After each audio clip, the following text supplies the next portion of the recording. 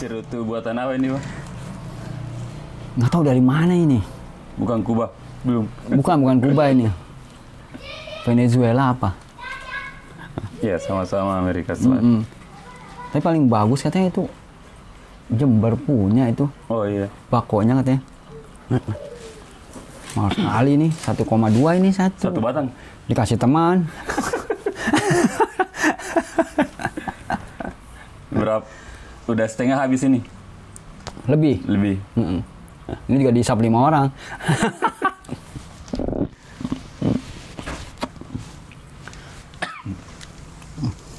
Ya.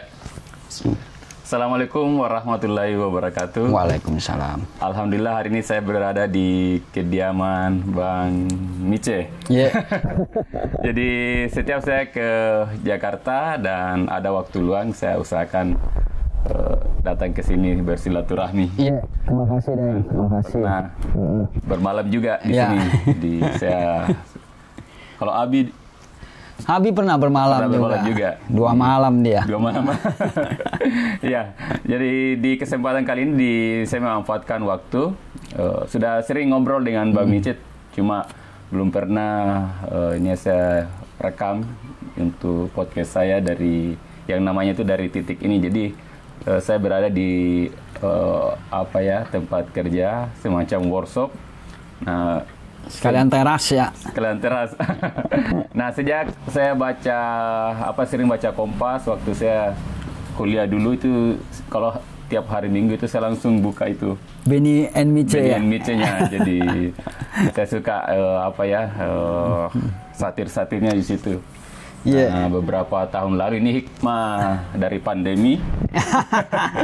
Bang Mice dan keluarga itu ke Mandar. Nah, saya kaget juga waktu dikasih tahu teman-teman bahwa kartunis Kompas Bang Mice itu datang ke Mandar, dan belakangan saya tahu ternyata istri Bang Mice itu orang Wonomulyo. Iya, ada darah Mandarnya. Ada darah Mandarnya. Dari kandang Bang Mice sendiri itu ada darah Bonenya Sulawesi. Yeah. Dan itu cerita yang sangat menarik. Dan waktu Bang Mice tinggal di Wonomulyo beberapa bulan, 11 bulan hampir 1 tahun, sering ke kediaman mertuanya.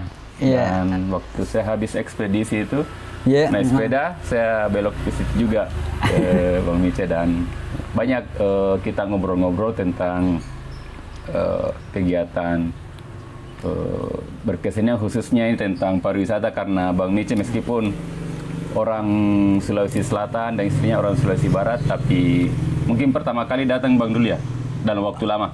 Ya, dalam waktu lama itu. Lama aja. Hampir semua tempat wisata di Mandar itu didatangi dan nyaris tinggal di sana. Dan setiap saya datang ke sini seperti tadi, bagaimana kabarnya Rumede, Kunyi, terus tentang dapur Mandar. Nah, di kesempatan kali ini saya memanfaatkan waktu karena ini Bang Mice seorang kartunis yang cukup terkenal, dan karya-karyanya ini, lihat ini satu jengkal ini. Belum semua ini. Belum semua. Yang ditulis Bang Mice ini. Ini yang baru, Bang. Yang terbaru. Indonesia Seru. Indonesia Seru. Yang beberapa waktu lalu saya dikasih Bang Maman itu yang JNE ya. JNE. Bahagia Bersama 30 tahun JNE. Itu juga. Dan ini, dan waktu Bang Maman sering donasi itu, dan beberapa Gramedia sering juga buku-buku tentang ini, yang diantaranya yang Lagak Jakarta. Ini Lagak Jakarta. Ini dia yang abu-abu ini. Ini ya. Nah, bisa dicerita sedikit Bang, bagaimana awalnya ini menyukai membuat kartun? Apakah memang sejak remaja atau nanti kuliah? Sejak TK. Oh, sejak TK malah. Jadi sejak taman kanak-kanak sudah suka baca komik awalnya. Komik luar negeri pastinya. Jadi tahun 70-an itu mungkin ya infansi komik luar ya, tapi belum, Jepang nggak masuk, Mas. Ya, belum manga ya. Ya, belum. Itu komik Eropa sama Amerika yang merajai. Saya itu Superman, benar ya. Terus kalau yang Eropa itu ada Raoul Dijkstra yang pemain bola, terus Agen 212, terus Pokoknya Eropa sama Amerika lah yang banyak. Kalau Amerika emang superhero ya. Denny manusia ikan itu. Iya, iya. Eropa ya, Amerika. Eropa itu. Itu karena ibu saya langganan itu kan, dia guru TK. Jadi ini tadi saya foto ini Superman karena figur yang hero yang saya itu Superman. Jadi saya biasa beli. Jadi figur heroik emang Amerika lah. Amerika. Terus Denny manusia ikan juga sempat terbit berkala di majalah Hai kalau nggak salah. Ya kan? Tapi saya belum pernah, sebelumnya saya lihat itu yang bukan di majalah Hai-nya. Oh, yang khusus sendiri ya? Iya, khusus sendiri ya. Saya masih kecil itu. Berarti masih hitam putih tuh. Iya, hitam putih. Gambar kan? Malah saya tidak pernah lihat yang warnanya. Yang dari situlah suka membaca komik. Terus dari Amerika juga pastinya Walt Disney ya. Mickey Mouse, Donald Bebek, Goofy. Terus ya karena kesukaan itu jadi kepingin menggambar. Ya dari awalnya meniru lah. Jadi tokoh-tokoh apa saya gambar, ikut-ikutin semua. Itu sejak TK? Sejak SD lah. SD sampai SMP. SMP saya masuk pesantren juga masih suka menggambar. Pesantren di mana? Baru tahu ya. Saya sempat mondok 3 tahun di tempat sebut namanya Asofia di Jakarta. Di Jakarta Selatan. Jakarta Selatan. Itu kepunyaannya Kiai Haji Abdullah Syafi'i, orang Betawi. Jadi orang Sulawesi itu. Bukan, orang Betawi asli. Orang Betawi. Iya. Yang Buya Syafi'i itu yang Abdullah Syafi'i. Abdullah Syafi'i. Itu orang Betawi yang anaknya Haji Tuti Alawiyah pernah jadi Menteri Agama kalau nggak salah. Nah itu bapaknya lah, bapaknya Haji Tuti. Saya mondok di pesantrennya beliau 3 tahun. 3 tahun. Tapi ya nggak jadi ulama juga, malah jadi kartunis. ulama kartun. Terus SMA sudah mulai berani mengirimkan karya ke berbagai media ya. Koran ya. Koran, majalah, majalah Kartini. Sempat kirim, terus majalah humor sempat ada juga, terus majalah gadis. Dulu ada majalah gadis. Ada. Majalah mode. Kalau ibu saya tuh majalah Amanah. Majalah Amanah ada juga ya. Iya. Itu ada kartunya aja biasa ya? Ya, suka. Rata-rata semua media massa pasti ada selipan kartun lah. Iya. Nggak tahu ya. Saat itu kok orang suka ya baca kartun, tapi kartun gag ya, bukan wujud komik ya. Iya, yang jadi cuma satu panel tapi sudah bercerita, kadang tanpa kata-kata. Iya. Ya itu yang malah nggak ada sekarang. Rata-rata sekarang kartun selalu ada dialog. Dulu rata-rata kartun tanpa dialog. Jadi kayak pembaca diajak berpikir juga. Jadi kayak melatih kecerdasan juga akhirnya. Iya, lebih sulit. Nah, itu kan waktu SMA belum tahu teori yang apakah dari lihat contoh saja. Cuma dari contoh aja. Cuma dari contoh aja, sering baca. Jadi ya mungkin terinspirasi dari yang pernah ada. Jadi sejak SMA itu memang sudahnya kalau selesai ini daftar di yang jurusan itu yang mengarah ke situ. Jadi waktu itu kan ngirim setiap redaksi aku datengin itu. Yang paling susah emang tembus di Kompas. Di Kompas itu kalau ya minimal 15 karya lah kita kirim. Oh, satu kalian itu? Cuma satu yang diambil. Jadi 14 karya itu dipulangkan ke rumah. Jadi kalau ada kayaknya 15, terus pulang amplop dari Kompas itu. Kembali. Kita hitung tuh. Kurang 1, itu udah bersyukur banget. Seleksinya ketat bener. Iya. Saya pengalaman kalau kirim ke naskah ke Gramedia itu dikasih kembali. Iya kan? Jadi tidak diambil ya. Ketat bener. Tapi ya jadi terpicu lagi semangat gara-gara ya lebih ke apa ya? Lebih ada bangga kalau karya bisa dicetak di media massa gitu. Kan dulu belum ada digital sama sekali ya. Itu kalau bisa tahu dulu itu signifikan honornya kalau kita sebagai mahasiswa itu. Ya lumayan lah, Daeng. Saat itu waktu tahun 85 lah kalau nggak salah. Itu honor Kompas sudah 25.000. Itu lumayan sekali. 85 tahun 85 ya. 85. Itu sama ya penulis opini. Opini lebih tinggi kayaknya. Lebih tinggi. Ya? Lebih tinggi. Lebih tinggi. Karena kan dia nulis banyak ya, kalau cuma satu. Jadi honornya itu aja bisa neraktir teman, makan bakmi, minum teh botol apa, dengan honor segitu aja udah bisa kita. Jadi sejak SMA itu sudah dimuat di media massa ya? Ya. Guru-gurunya tahu itu dulu? Guru sudah ada yang tahu. Sudah ada yang tahu. Teman-teman juga ada yang tahu kok. Karena saya aktif juga di majalah dinding di Mading di SMA. Bang Mice sudah pakai nama Mice itu atau masih nama asli? Udah Mice. Oh Mice. Memang panggilan sebelumnya itu ya? Emang Mice. Jadi kan kalau orang Bugis kan suka nyingkat-nyingkat nama orang ya. Nama asli aku kan tuh Misrat ya. Misrat. Mungkin karena susah mungkin ya. Mice. Kalau kakakku namanya Abdul. Ya Bedu ya kan? Jadi suka kalau orang Bugis kebiasaan begitu ya. Nurdin jadi Kudin. Ya kan kayak gitu ya. Ridwan, Kidu. Ya kan. Sering begitu. Ya jadi inisial aku lah jadi Mice. Itu aja lah. Mice jadinya. Emang nama Misrat agak susah kan penyebutannya. Nah, masuk perguruan tinggi itu. Nah, masuk perguruan tinggi kan sekolah kesenian masih langka ya saat itu. Iya. Mungkin di Jakarta cuma satu adanya IKJ. Di Bandung cuma ada ITB. Terus di Jogja cuma ada ISI. Terus di Bali ada apa ya kan? ISI juga di Solo ada. Solo ya. Nah, awalnya pengen karena orang bilang kalau sekolah kesenian yang baik Bandung, ITB. Masuknya mungkin susah. Iya. Jadi saringannya agak ketat ya. Jadi sempat daftar di sana. Sampai nginap di Villa Merah itu aku. Ya selamanya orang ITB aku seminggu. Aku bela-belain aku datang sendiri ke sana. Daftar itu. Daftar sampai ikut tes tapi nggak keterima. Kalau tesnya yang jurusan ini sama ya UMPTN juga ya begitu atau ada jalur? Beda ya. Jadi kita benar-benar tes gambar. Dikumpulin di satu kelas gitu. Jadi dites menggambar. Nah, di tes menggambar itu aku jadi harus mengeluarkan semua potensi aku ya. Iya. Ternyata nggak begitu. Aku baru tahu penyaringan seni rupa ITB itu mereka mencari yang belum terbentuk. Kalau sudah jadi malah enggak. Iya. Kalau nggak salah sih begitu. Baru saya mau tanya itu kekurangannya apa ternyata. Iya. Sudah banyak kelebihannya. Sudah terbentuk. Jadi nggak bisa dibentuk lagi. Jadi dicari yang mungkin masih pure ya, murni. Ya, tapi ada bakat. Ya, gitu. Itu yang akan diterima. Ya udah, akhirnya saya ngelamar daftar lagi di IKJ. Tahun yang sama itu. Tahun yang sama kalau nggak salah. Kalau IKJ swasta itu ya atau swasta?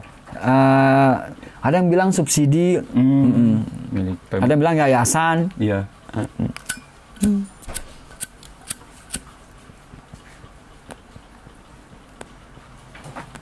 Sejak kapan itu mulai kayak ada kayak seperti Mice itu sosok karakter dibuat itu sejak dulu atau? Oh, sosok Mice itu. Ya atau yang sebelumnya Bang ada yang diciptakan Bang Mice. Kan ada beberapa. Sosok Mice itu mulainya ketika sama Lagak Jakarta ini. Iya. Kalau nggak salah. Lagak Jakarta ini. Jadi Lagak Jakarta itu kan ada 6 seri, geng. Kita ngomongin tentang tren itu, terus transportasi Jakarta, terus profesi yang ada di Jakarta. Sebenarnya kita mau bahas tentang kehidupan malam Jakarta kayak apa, pemukiman Jakarta seperti apa. Itu kan mulai 96 ya, Deng. Karena keburu masuk krisis ya 97. Iya. Jadi kita bikin masalah krisis aja dah. Jadi ada seri krisis, terus masuk lagi krisis, reformasi, ya kan? Habis reformasi, pemilu 99, itu yang mulai partai nggak 3 lagi kan? Partai jadi berapa waktu itu? 28 kalau nggak salah. Banyak. Kan kalau nggak salah 28 loh. Saya ke Jogja itu 97. Oh gitu? Jadi pas dapat krisis apa kan, nah selama saya itu kami langganan Kompas.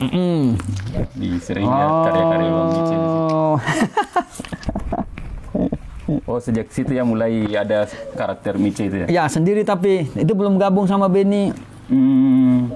Jadi selang-seling aku bikin tentang tren perilaku orang Jakarta. Iya. Jadi itu nggak membahas tentang pertama kali orang pakai, kayak orang pakai HP itu tahun 97 kalau nggak salah. Iya. Jadi boomingnya orang pakai HP kayak gimana, hedonnya orang pakai HP. Terus baru masuk seri kedua Legak Jakarta ini, Benny membahas tentang transportasi Jakarta. Habis itu profesi tentang orang Jakarta. Nah, setelah lihat dari buku ini, Kompas melihat media massa. Ya. Diundanglah kita untuk mengisi rubrik. Oh, duluan ini buku daripada Benny Mitchell. Oh. Jadi ini sebelum dimuat di mana dulu, Bang? Ini nggak dimuat, langsung bikin buku di KPG. Panjang ceritanya ini. Oh, langsung buku duluan ya? Buku dulu. Kompas tertarik. Baru kita diundang itu ngisi rubrik di hari Minggu. Kan waktu itu hari Minggu Kompas ngomongin politik terus kan. Jadi redaksi minta dihibur lah pembaca di hari Minggu, nggak melulu politik gitu, ngomong keseharian apa. Ya udah, disitulah tonggak sejarah Benny Mitchell. Tapi sebelumnya di Kompas sudah ada rubrik kartun juga ya? Rubrik kartun yang nggak tetap ya, yang saya bilang tadi, Deng. Kita kirim berapa, entah dipulangin berapa, entah dimuat. Berdasarkan nanti honor. Sejak itu baru mulai kayak rutin ya? 2003, 5 Oktober mulainya. Itu termasuk Bang Mice pionir di situ yang kayak dikontrak? Sudah ada, Deng. Yang siapa itu yang senior? Panji Koming. Oh iya, Panji ya. Pak Dwi Kundoro udah ada di situ. Terus Mas Timun. Iya. Mas Rahmat ya. Yang bocah kecil itu. Ya. Beliau kampion-kampion itulah. Sama satu lagi ada yang Pak Tani itu loh. Oh iya. Kompopilan. Ya, udah ada 3 itu. Itu kadang saya bingung apa ceritanya. Ya. Nanti ini. Dia tanpa kata-kata juga itu. Ya. Jadi kayak simbol-simbol. Benar, kita diajak berpikir emang. Ular apa ini? Kayak ada binatangnya itu kucing ya? Ya, ada juga kucingnya ya. Ada kucingnya dia itu. Pak Ade namanya itu. Dari situ baru Benny Mitchell masuk, jadi ada 4 rubrik kartun di situ. Berbarengan dengan TTS ya. Iya. Itu pertimbangannya Kompas apa dulu? Kayak ada kartun itu. Padahal kan kayak kelihatan sepele itu kan kartun. Iya. Itu pertimbangan Kompas ada rubrik halaman. Makanya saya bilang tuh tiap media selalu ada kartun dulu ya. Iya, apa pertimbangannya itu, Bang, supaya mungkin gini ya. Kalau yang aku diundang ya Benny Mitchell untuk menghibur pembaca di hari Minggu. Sebenarnya intinya itu. Jadi kan Senin sampai Sabtu kan beritanya serius, berat. Nah, jadi Minggu dibikin rileks pembaca. Itu pertimbangannya lebih ke sana kayaknya. Tapi tetap kadang ada isu-isu. Iya, kadang-kadang lah itu. Bukan humor yang terlepas dari keseharian itu. Iya, ada sih kadang politik, tapi tetap dibalut dengan kelucuan. Iya. Kayak itu kan kayak ada biasa pojok itu kan yang pojok Kompas itu ya. Yang itu kan selalu kritik itu opini itu dengan gaya humor kan. Tapi Kompopilan kan selalu politik sebenarnya. Iya. Bukan Panji Koming itu. Sama yang itu yang mode. Yang mode tahu juga. Iya kan ada halaman cerita mode itu. Oh iya ada. Halaman 2, 3 ya. Itu rubrik ya. Rubrik, tapi ada kartun anunya di situ. Ada ilustrasinya dikit kan. Samuel kalau nggak salah. Iya, Samuel Watimena. Samuel Watimena ya. Masih ingat orang dulu bener. Ini saya belakang udah jarang baca koran majalah, koran Kompas lebih. Yang kecetaknya udah enggak ya. Tapi masih ada sebenarnya. Sampai sekarang masih aku ngisi kok. Oh iya. Di koran Kompas. Nah ini sebagian besar ini pernah dimuat di koran atau sebagian besar malah yang sebagian besar pernah dimuat. Iya. Tapi ada juga yang khusus dibuat untuk buku. Untuk buku. Ya. Yang kayak ada request khusus gitu kayak JNN. Sekarang ini pernah terbit berkala di platform digital. Oh di Instagram gitu? Bukan Instagram. Jadi ada satu platform komik namanya Ciayo kalau nggak salah. Oh. Ada tuh. Khusus komik dia? Khusus komik. Jadi komik-komik lokal dia. Tampung semua kreator komik-komikus lokal. Berarti yang anggotanya komikus juga? Iya. Nanti orang baca di situ gratis. Gitu. Tapi mau berbayar kayaknya agak susah. Oh, kalau kayak dewasa itu OnlyFans. Ya kayak gitu-gitu. Ini kayak webtoon lah. Iya. Webtoon. Webtoon masih bertahan ya? Oh, nggak salah. Nah, ini makanya ya sekarang kan sudah teknologi itu ya, digital. Oh, Bang Miche sudah mulai juga. Mau nggak mau. Mau nggak mau. Apa keuntungannya itu kalau digital itu? Kelebihannya lah kira-kira ya. Kelebihannya ya kita nggak perlu mesin cetak, ya kan? Nggak perlu editor, nggak perlu redaksi. Kita bisa tayangin sendiri aja kan, sudah bisa nyampe ke pembaca. Kalau dulu kan karena kita mau dibaca umum ya mesti lewat media cetak. Betul. Iya kan? Betapa ribetnya itu dulu. Ya ada plus minus lah. Kalau proses pengkaryaan sendiri, ya. Kan dua-duanya aku pakai. Perbedaannya apa itu? Singkat saja. Misalnya kalau dulu kan manual ya. Manual pensil atau spidol kalau ada. Kalau dulu kan pensil dulu, baru pakai tinta, baru pewarnaan. Kalau sekarang kan kalau pakai tablet, aku sempat pakai tablet juga ya. Ya semua kan di situ semua prosesnya langsung, lebih mudah sih. Tapi secara feel aku masih lebih suka manual. Tetap beda goresannya. Kalau dulu manual itu hasilnya langsung dibawa ke redaksi. Hasilnya kita kirim tuh bawa ke sana. Ya kadang di pos Wesel kan, dikirim pos. Kalau sekarang semua internet. Di scan atau di scan, baru dikirim by email. Kadang begitu. Dulu kan aku ke kantor redaksi itu kan di Palmera kadang ngirim ke sana. Kadang jam 2 pagi sebelum dia cetak. Berangkat dari mana itu? Dari Jakarta Utara. Bayangkan dulu. Kan dia cetak biasanya tuh jam 3 subuh ya. Jadi jam 2 kita setor gambar. Begitu. Naik motor tengah malam. Bayangkan kalau digital itu dia lebih kalau ada salah terus kebetulan Mbak Miche jauh tidak ada skema itu ya. Pokoknya banyak keuntungan juga lah. Ada plus minus lah aku bilang. Tapi mau nggak mau harus digital sih zaman begini. Tapi kalau ada pemula itu apakah dia harus langsung ke digital atau idealnya dia belajar manual? Nggak masalah sih langsung digital. Nggak masalah. Karena sudah tersedia semua di sana di digital. Iya. Ada mau pensil, mau spidol, mau kuas, mau cat warna, mau cat apa ada semua. Ada semua. Iya. Jadi udah nggak perlu lagi juga nggak apa-apa. Tinggal di convert apa. Iya. Udah nggak perlu lewat proses manual juga nggak apa-apa sebenarnya. Kalau yang kartunis sekarang ya, kalau dengar Mbak Miche masih campur atau ada yang sudah 100% beralih ke digital?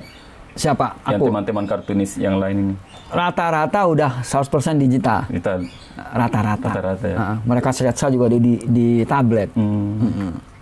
Kalau aku masih nyaman sketsa di kertas sama pensil. Kalau yang ini Bang, digital semua atau? Kalau yang ini masih manual. Masih manual. Itu caranya gimana itu kalau yang manual? Ya itu kan kertas. Ya. Aku pakai pensil dulu, sketsa ya, sketsa halus lah. Baru kita timpa pakai tinta. Di kertas yang sama? Ya, kertas yang sama. Lalu kita scan. Baru pewarnaan di digital, Photoshop. Situ. Oh, bukan diwarnai di? Bukan ya. Pewarnaan komputer. Itu Bang Miche sendiri atau ada artisan yang kerja itu yang untuk pewarnaannya? Ada artisannya. Iya. Kok tahu sih, Deng? Tapi instruksi Bang Miche kasih misalnya sarung kasih warna hijau. Iya, gitu. Itu ya. Jadi yang artisannya cuma sebatas memberi warna. Ya. Kadang sampai outline, ya. Udah sampai outline. Kadang aku cuma kasih sketsa kasar. Iya. Sketsa kasar, kadang aku foto aja pakai kamera, pakai HP, aku WA dia. Dia udah bisa terjemahkan ya. Kalau yang teksnya ini itu sudah ada memang di kertas? Sudah ada. Sudah ada semua. Jadi teks aku tuh manual juga, tulis tangan. Nggak pernah ketik aku. Kalau ada yang salah itu tinggal dikaret, dihapus. Iya, penghapus. Jadi nanti sudah fix semua itu baru kasih tinta ya? Iya, betul. Prosesnya begitu. Bang Mice arsipkan yang anunya itu atau? Arsipkan. Arsipkan. Nanti rencana akan mau pameran itu, karya asli. Itulah kelebihannya kalau punya karya asli, kita bisa pamerkan. Iya. Terus ini kan cukup membumi ceritanya. Iya. Nah, Bang Mice itu bagaimana risetnya untuk pengkarya? Apakah spontanitas misalnya keluar dapat itu? Itu dia. Gitu ya? Nggak perlu riset, nggak perlu observasi lah. Iya. Jadi kepekaan aja. Kepekaan. Jadi kemana-mana aku biasanya selalu bawa notebook. Iya. Jadi kalau ada ide atau tema yang saya gambar, saya tulis aja. Mau gambar ini. Tuh. Nggak habis, Deng. Cerita Indonesia tuh, Deng. Yeah. Dinamis banget. Nggak habis. Dulu berapa tahun kuliah, Bang?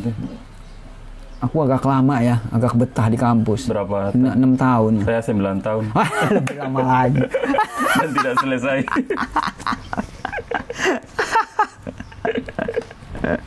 Tahun berapa itu, Bang, dulu? Aku masuk IKJ kuliah pertama tahun 1988. Oh, saya baru kelas 4 ya, kelas 5 SD.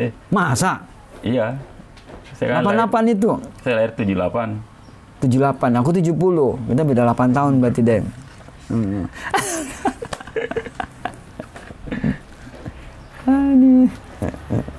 Tapi sekarang itu, Bang, banyak inspirasinya dari sumbernya dari media sosial ya. Sekarang dari sosmed mau nggak mau. Terus berita ya. gitu. Kalau dulu itu yang belum ada ya dapat di luar. Dapat di luar. Naik angkot. Iya, betul ya. Jadi bukan sengaja mau observasi, enggak kan, kita kan sehari pasti keluar kan. Iya, iya. Di tengah perjalanan pasti kita akan dapat sesuatu lah, pasti. Saya bilang itu dinamis ini. Apalagi Jakarta, banyak sekali bahan. Bersyukur ya, aku lahir di Indonesia. Iya, ada yang kayak itu Singapura kan, ada itu saya baca komparasi antara Singapura dengan itu kan. Ya. Ada komiknya itu tentang apa dulu itu ya? Oh, itu Benny yang Benny ya. 3 Manula ya, jalan-jalan ke Singapura ya. Terus ini Bang, ya ini kan anak muda, prospek kedepannya ini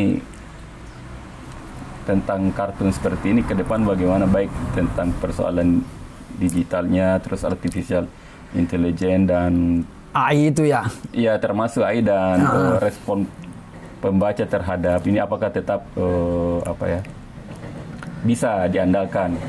Sebenarnya jujur ya, komik sedang agak mati suri lagi, Deng. Iya. Dan kan boomingnya komik Indonesia itu kan tahun 70-80 ya. Iya. Komik lokal ya. Kan ada Gundala, Putra Petir ya, Si Buta. Jadi heroik sama silat tuh kan, merajai. Terus roman juga ada kan, Jan Mintaraga. Itu 70-80 itu booming banget itu. Itu kaya raya itu komikus. Bisa beli motor saat itu mereka ya, bisa beli motor dari berkarya komik. Terus 90 kan masuk diserbu komik Jepang. Kayak manga itu. Oh, mati kita. Mati. Jadi yang ada di toko buku itu semua komik Jepang. Komik Jepang. Dan itu pangsanya anak-anak itu. Iya, remaja, bener-bener. Mati. Nah, Benny Mice, Lekak Jakarta inilah tonggak juga lah. Ada yang bilang kebangkitan komik Indonesia lagi ketika Benny Mice membuat komik. Dalam bentuk buku. Dalam bentuk buku, ya. Ada yang bilang begitu sih pengamat. Jadi kebangkitan lagi komik Indonesia. Jadi termasuk berani dulu nih KPG ya? Termasuk berani, aku bilang. Siapa? Pak Parakitri Simbolon. Iya. Ada jagoannya situ Pax Benedanto, ada Mas Chandra, ada Mbak Christine di sana. Cukup berani emang. Berdarah-darah emang mau naik lagi nih. Tapi dulu termasuk laku nih. Ternyata cukup kaget pembaca. Ada komik Indonesia yang bercerita tentang apa adanya gitu. Iya. Jadi bukan ngomongin superhero, fiksi, fantasi.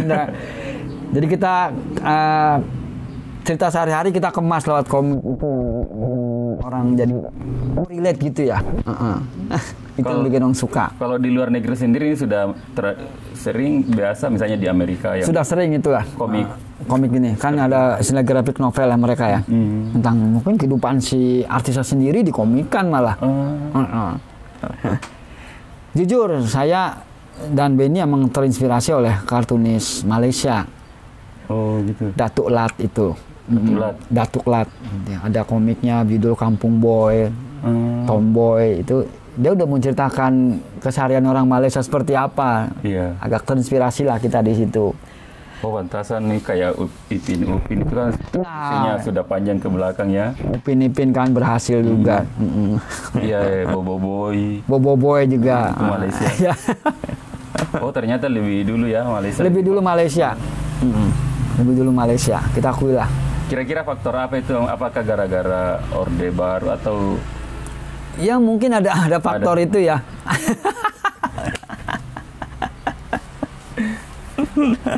Terus ini Pak ya, ini kembali tadi. Iya. Yeah. Karena pernah lama di Polman ini, di Mandar. Dan sempat buat beberapa saya lihat di Kompas itu yang tunggu perbaiki mobil. Masih ingat ya edisi itu. Makanya saya bilang itu yang perlu digenjot itu emang ya tema cerita. Nggak perlu ngurusin skill gambar seperti apa, teknik gambar, style gambar, nggak perlu. Jadi ciri khas kita ya dari cerita sebenarnya. Nggak perlu bersolek ria lah di skill, enggak. Jadi yang diingat pembaca itu emang tema. Kan sayang kalau negara kita gini yang berapa pulau ya. Kan tiap daerah punya kebiasaan beda-beda, ada yang adat beda-beda. Harusnya saya maunya tuh tiap umpamanya di Kalimantan ada satu kartunis yang berbakat, ngomongin lah tentang Kalimantannya. Kalau Bang Mici belum ada lihat seperti itu di... Belum ya? Semua maunya arahnya universal. Semua mengarah ke metropolitan. Iya. Itu. Kayaknya di pedoman rakyat ada. Iya. Cobalah kalau Mendikbud dengar inilah. Cobalah satu kartunis dibiayai atau apa gitu ya. Ceritalah tentang daerahnya. Iya. Selesai kan? Saya ada itu Bang di Kemendikbud itu ada namanya Dana Indonesiana. Dana Indonesiana ya? Itu banyak. Jadi misalnya ada seorang seniman atau apa dia butuh pembiayaan, itu bisa. Itu kalau personal itu 250 juta. Kalau kelompok bisa 500 sampai 1 miliar. Oh, berarti udah ada anggaran untuk itu sebenarnya? Iya, jadi itu dari Dana Abadi Kebudayaan. Oh, Dana Abadi Kebudayaan, aku pernah dengar itu ya. Nah, itu ada program Indonesiana, ada misalnya saya contohnya ya, mau buat profil seorang maestro. Itu bisa. Cuma ya itu kita harus masukkan proposal, kita kasih apa ini kegiatannya, terus outputnya apa kepentingannya tuh. Pentingnya, kenapa penting dilakukan itu. Nah sama seperti ini, misalnya ada seorang kartunis atau komikus ya, dia mau misalnya tentang di Sulawesi Barat. Misalnya mau buat buku tentang Sulawesi Barat lah. Sulawesi Barat budaya tapi dalam bentuk komik. Itu bisa. Apa mungkin kesehariannya sekarang seperti apa juga bisa kan? Nah, tapi itu dia harus punya portofolio. Jadi kita sudah portofolio kirim apakah sudah lama berkarya. Itu terus apa juga. Ya mudah-mudahan nih semua kartunis setiap provinsi dengar ini ya. Mereka mau aja proposalnya. Apalagi kan anak muda ini kan ada media sosial. Kan dulu seperti yang Mbak Mici sampaikan kan harus di media cetakan, media massa. Baru bisa. Nah sekarang kan ya harusnya masalah portofolio kan sudah bukan masalah karena mereka bisa bikin di sosmed itu kan. Nah seperti itu jadi. Nah kalau saya lihat itu Bang lebih ke situ. Pertama kan memang ada banyak yang punya kemampuan teknis.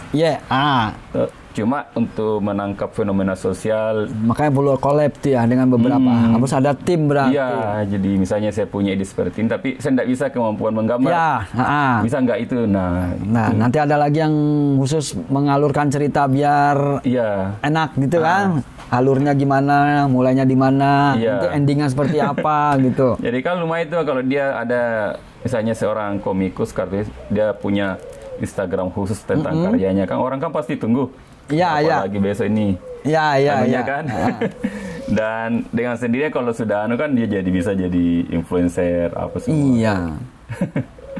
Boleh sih, harusnya yang populer aja lah gitu. Kan nggak perlu lagi lo bikin tentang legenda-legenda itu. Kan sudah banyak kan itu. Tentang keadaan sekarang seperti apa sih? Namanya di Palu seperti apa sekarang? Di Makassar seperti apa sih? Di Mandar kan bisa tentang itu kebudayaan. Sekarang bagaimana ini?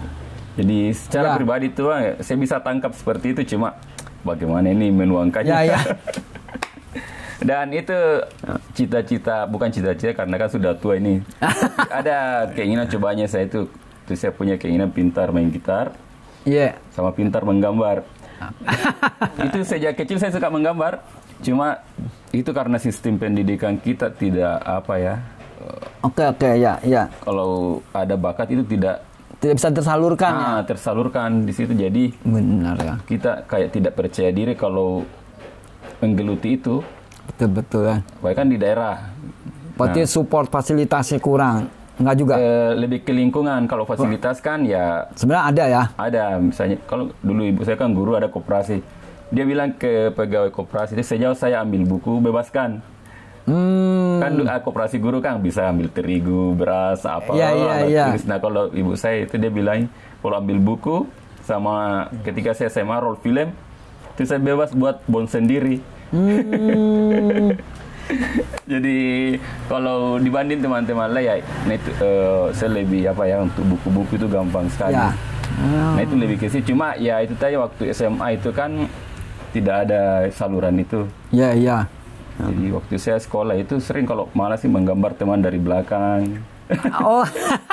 Dan belakang kalau saya pergi ke lapangan itu buat sketsa kasar saja.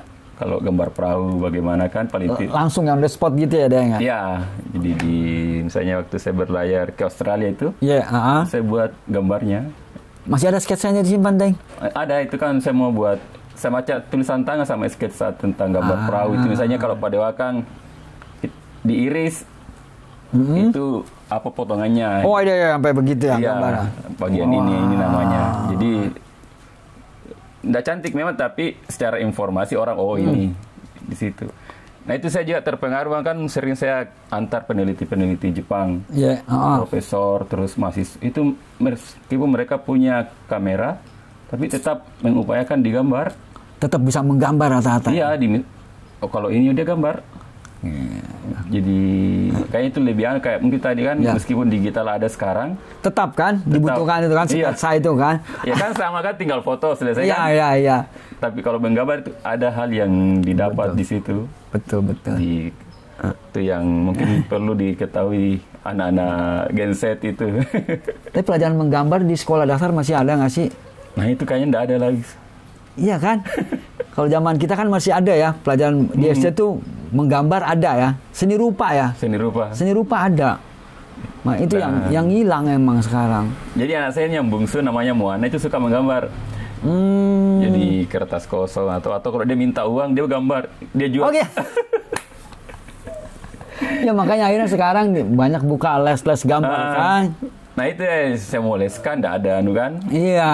Fasilitas kayak begitu kan? Contoh di situnya. Berarti harus diadakan lagi ya seni rupa ya dari SD ya. Iya. Sebaiknya ya. Dan nah itu yang jadi masalah itu kan meskipun ada kan paling gurunya suruh gambar itu. Itu juga kan cari guru yang bisa gambar juga susah juga kan. Gunung dua matahari sama. Itu. Kendalanya itu ya. Karena itu tadi tidak Bahkan sekarang belakang banyak teman-teman seniman.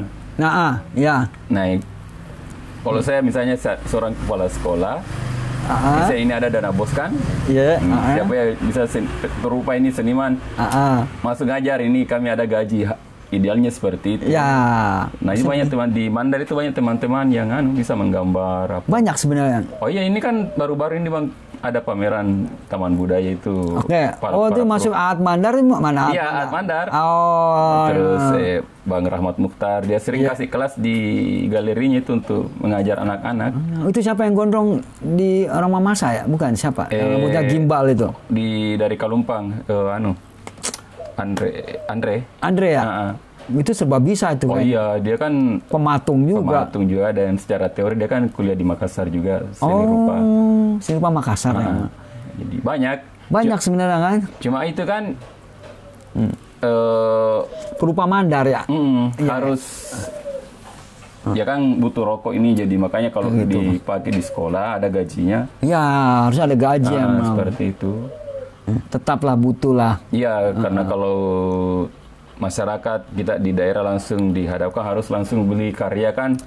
Iya. Agak apa ya? Benar. Jadi biasa pribadi kalau ada karya teman dan itu ya kebetulan ada uang ya saya beli. Oh gitu kadang ya? Ini yang saya terakhir ada itu saya cicil lukisan teman saya itu Ucu. Itu yang maestro pemain rebana perempuan. Oh itu ya? Kan dia habis pamerkan kan? Iya. Saya berapa dijualkan ini? Sekian. Berapa sekarang rata-rata di sana jual harga mereka ada yang masih ratusan ribu ya? Yang saya beli ini Bang, ya. Dia bilang 2 juta. Oh 2 juta ya? Berarti agak bagus berarti. Dan saya enggak nawar. Bagus. Cuma saya bilang ya, saya cicil ya. Cicil gitu ya?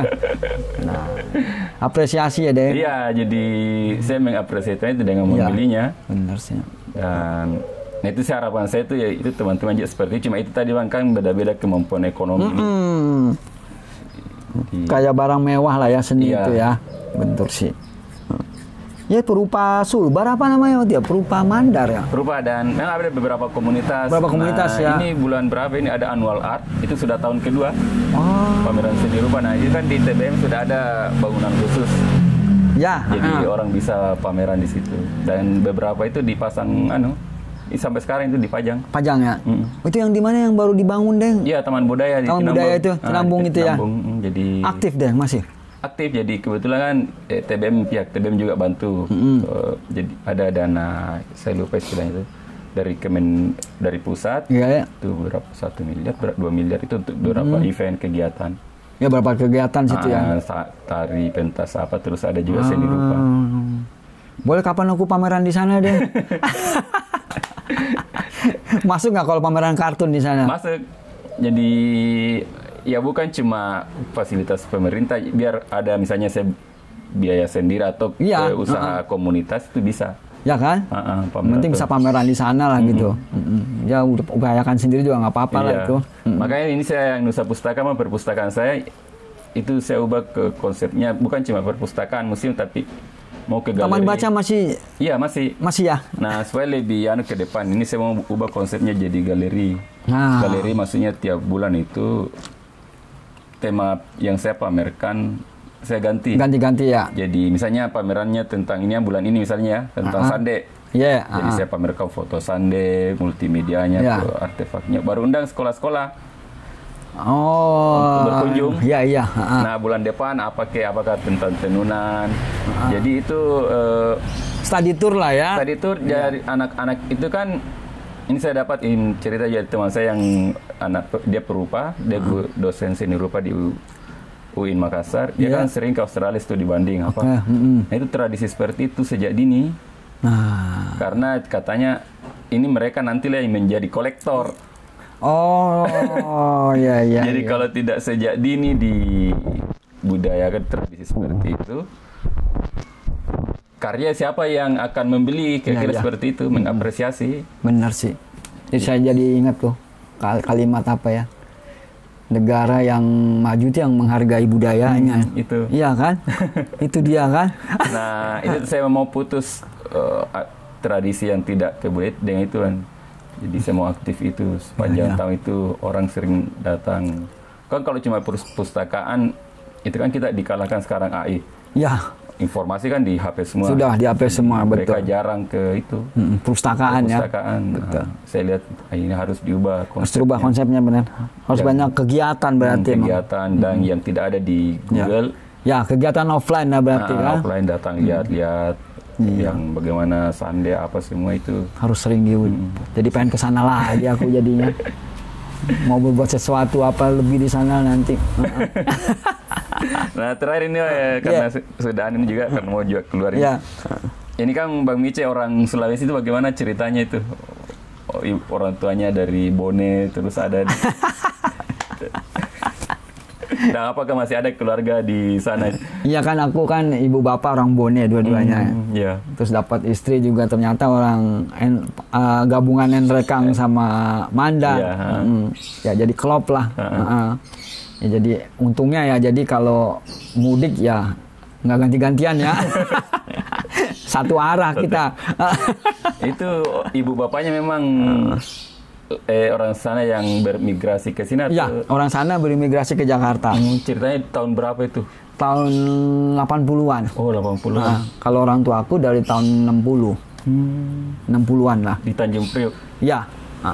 Berarti tidak jauh-jauh dari pelayaran? Iya, nggak jauh. Emang bapak kerja di pelayaran juga. Pegawai atau kapal? Bapak punya pinisi waktu itu. Bapak punya pinisi yang ngangkut sembako lah. Iya, pelayaran rakyat. Iya, pelayaran rakyat lah, PLRA ya dulu. Sunda Kelapa. Kapal kayu mesin tapi ya kapal layar mesin. Kayak PLM. Perahu layar mesin ya. Jadi ya jaraknya paling ke Kalimantan, ngirim barang, ngambil barang gitu. Kok bisa Mami jadi? Mungkin darah ibu kayaknya. Ibu emang agak, kalau di rumah tuh suka kursus jahit, kursus merangkai bunga, kayak gitu-gitu ibu.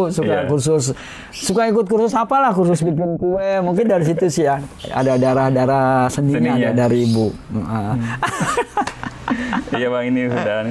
Ini saya mengucapkan terima kasih dan sama-sama juga tinggal di studio yang rumah Bang Mice. Bang Mice sudah memiliki 2 putri juga. Iya. SMA semua sekarang ya? SMP baru. SMP. Dan telat menikah. Mudah-mudahan Bang Mice bisa ke Sulawesi. Amin. Waktu lama, dan kalau Bang Mice datang itu kami manfaatkan untuk diskusi ke Mamuju juga. Dan mudah-mudahan kalau Bang Mice ke sana kita buat pameran Bang. Amin. Iya. Dia mau Taman bangun Budaya dan Musik. Wisatanya juga di sana tuh kayaknya perlu. Iya. Terima kasih atas apresiasi pemirsa lewat menonton podcast dari Titik ini, dan sekali lagi Bang Mice saya mengucapkan terima kasih. Terima kasih juga ada yang Ridwan dan pengetahuannya. Wabillahi taufiq wal hidayah. Assalamualaikum warahmatullahi wabarakatuh. Waalaikumsalam warahmatullahi wabarakatuh.